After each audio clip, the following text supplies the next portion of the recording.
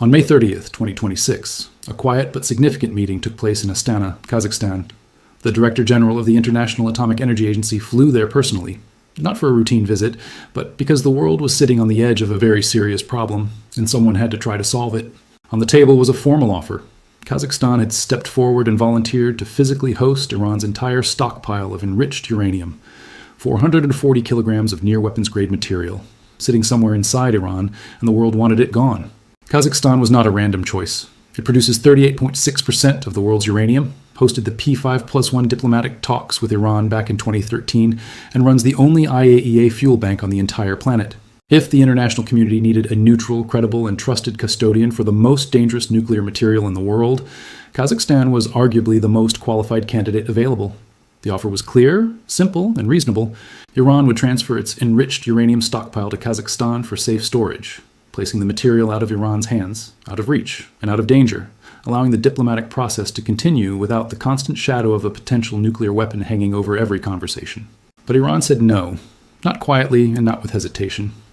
9 days before this meeting, Iran had already issued its first refusal, and now it was doubling down.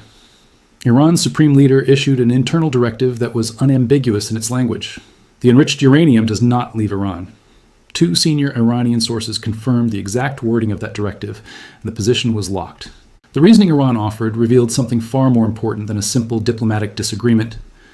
Iranian leadership argued that surrendering the uranium stockpile would leave the country more vulnerable, that as long as the 440 kilograms remained inside Iranian borders, they held leverage, they held the threat, and they held what they believed was a deterrent against any future military action directed at them.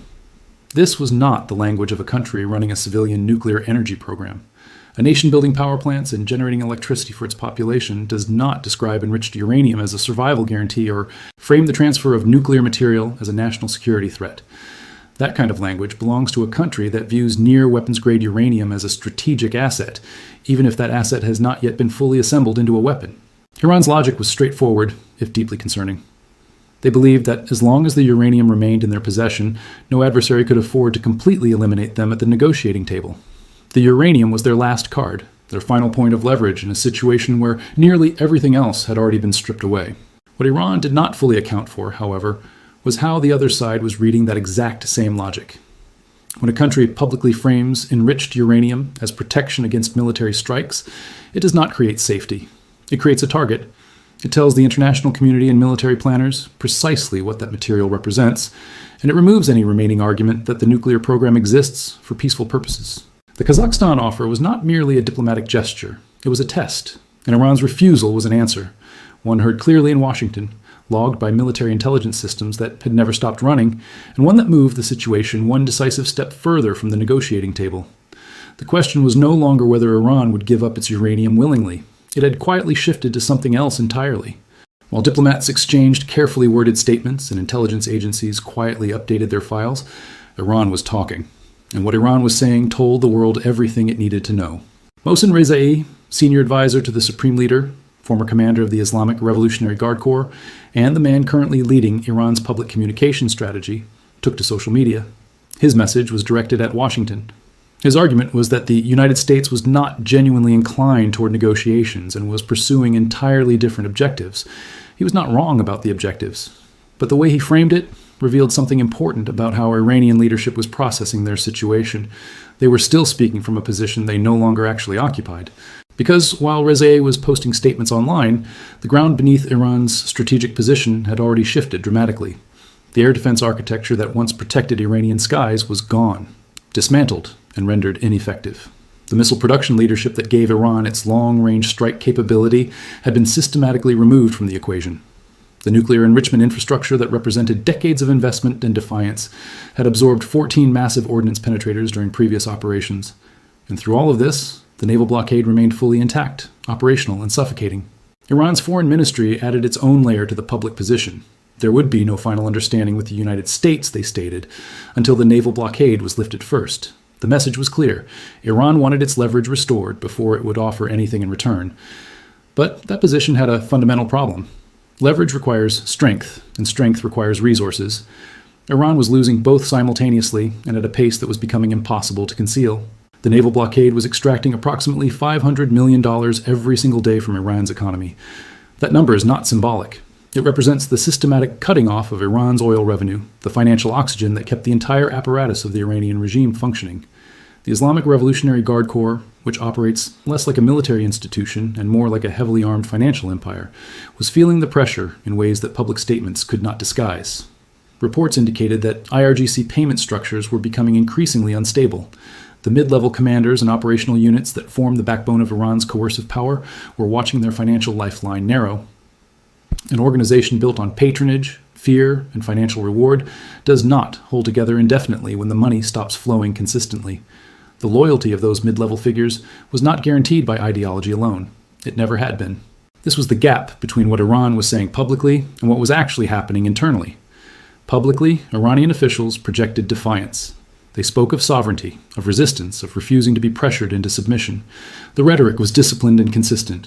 But rhetoric does not repair air defense systems. Rhetoric does not restore missile production facilities.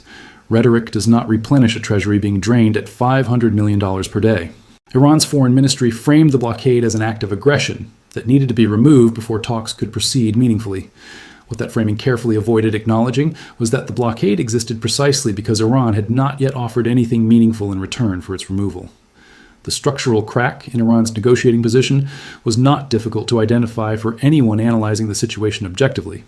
They had entered this phase of the conflict having already lost their air defense network, their missile leadership, and significant portions of their nuclear infrastructure. They were now negotiating from behind a blockade, with a depleted economy, an increasingly stressed paramilitary apparatus, and a single remaining card in their hand: 440 kilograms of enriched uranium. That was it. That was the entire foundation of Iran's leverage in the current moment. And they were holding on to it with absolute determination, because they understood, perhaps better than anyone, what losing it would mean. It would mean they had nothing left to negotiate with. And somewhere above the Persian Gulf, systems that never sleep were watching every move, tracking every signal, and updating a list that Iran did not know existed in such precise detail. Diplomacy has a visible face: press conferences, statements, officials flying between capitals, carrying carefully prepared proposals. The world watches that layer of the process and forms its conclusions, based on what is said publicly. But beneath that visible layer, something else entirely was running, quietly, continuously, without pause, without announcement, and without any intention of stopping, regardless of how the diplomatic conversations concluded. The United States military intelligence architecture had never stood down. While negotiators spoke and Iranian officials posted statements online, a targeting process that began long before the current phase of this confrontation was still building, still refining, and still updating its solutions with every hour that passed. The systems doing that work were not sitting idle, waiting for a political decision. They were already deployed, already operating, and already collecting. The first layer of that architecture was the RC-135 rivet joint. The United States Air Force operates 22 of these aircraft, 4 of them forward, deployed to bases throughout the region. From the outside, the RC-135 appears to be a modified commercial aircraft, unremarkable in appearance. But its capabilities are anything but unremarkable. It is one of the most sophisticated signals intelligence platforms ever built, and it was designed for exactly this kind of mission. Every electronic emission across Iran's nuclear infrastructure was being collected. Communications between enrichment sites were intercepted and analyzed. Power grid signatures consistent with active centrifuge operations were identified and logged. Radar emissions from any dispersal movements were tracked in real time. Every time Iran moved something, every time a vehicle departed a known facility, every time a communication was transmitted between 2 points connected to the nuclear program, the RC-135 recorded it. The targeting chain updated. The picture became sharper. Iran believed it was hiding its uranium. What it did not fully appreciate was the degree to which its movements were being observed, cataloged, and converted into precise coordinates. The second layer was the F-35. During previous operations over Iranian territory, F-35A aircraft were the first to enter Iranian airspace, moving ahead of everything else. They suppressed air defense systems using their AN/APG-81 active electronically scanned array radar, their distributed aperture system, and their comprehensive electronic warfare suite. They were also the last aircraft to leave the battle space when operations concluded. First in, last out. That pattern was not coincidental. It reflected the F-35's unique position within the joint force architecture. At the current moment, those same aircraft were flying persistent missions over the Strait of Hormuz. Every pass generated real-time targeting data that was immediately shared across the entire joint force network. The F-35 was not simply a fighter aircraft in this context. It was functioning as the central information node of the entire operation, seeing everything, processing everything, and distributing that picture to every platform that needed it. The third layer was the F-22 Raptor.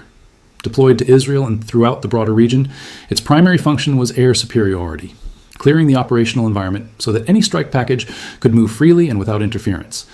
Beyond its air superiority role, the F-22 carried the reported capability to engage ballistic missiles, and that capability, positioned in the region, represented a significant additional layer of protection for the entire operation.